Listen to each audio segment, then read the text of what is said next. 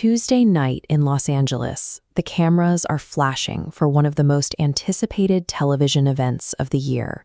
Natasha Lyonne is walking the purple carpet for the premiere of Euphoria's third season, fulfilling the standard, high-gloss obligations of a working Hollywood actor. But the flashbulbs fade quickly into a much more claustrophobic reality. Fast forward a few hours, and we are inside a commercial red-eye flight, waiting to depart LA for New York. The plane isn't moving. Instead, the pilot gets on the intercom to apologize to a cabin full of tired passengers.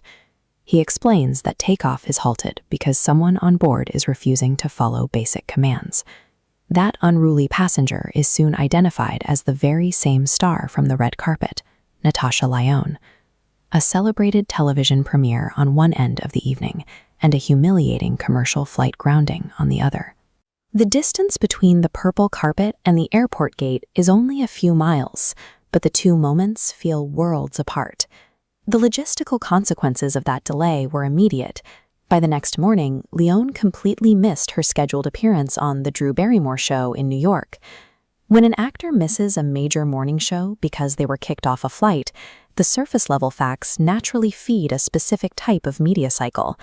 The headlines lean easily into a familiar narrative of a celebrity having a diva-style meltdown.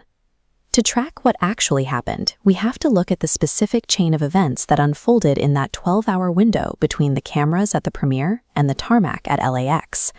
The crisis begins late on Tuesday night at the Los Angeles International Airport. The first visual anomaly happens at boarding.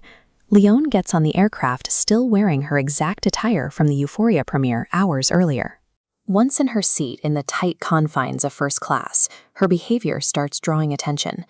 Eyewitnesses note she appears deeply disconnected from her surroundings, dozing behind a pair of sunglasses.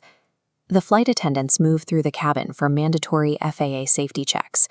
They ask Lyonne to close her open laptop and buckle her seatbelt for departure, but she simply doesn't respond. The crew escalates their attempts to get her attention, speaking directly to her. In aviation, passenger unresponsiveness is not categorized as rudeness.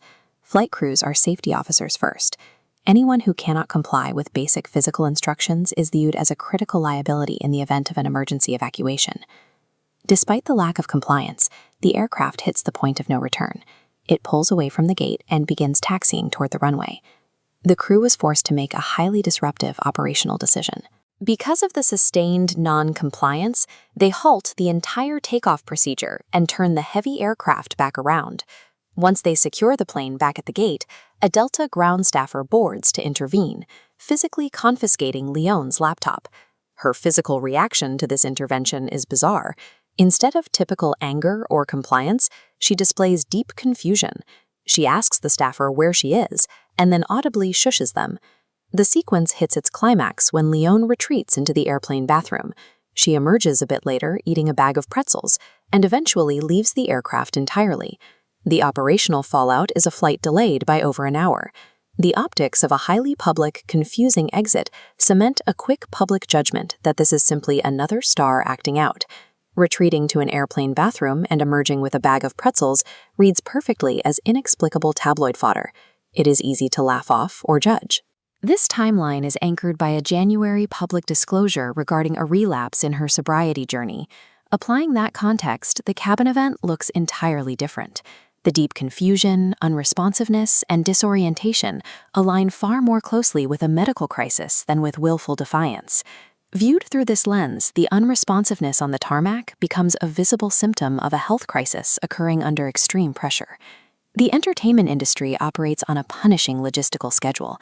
An actor is expected to smile on a Los Angeles red carpet in the evening, board a commercial red-eye, and appear bright and early on a New York City soundstage the next morning. Those relentless professional expectations run directly counter to the reality of addiction recovery, which is fragile, non-linear, and incredibly taxing to manage privately. The events of that Tuesday night illustrate the heavy friction between the two. The 12-hour turnaround shows exactly what happens when the weight of demanding public obligations crashes into a very private struggle.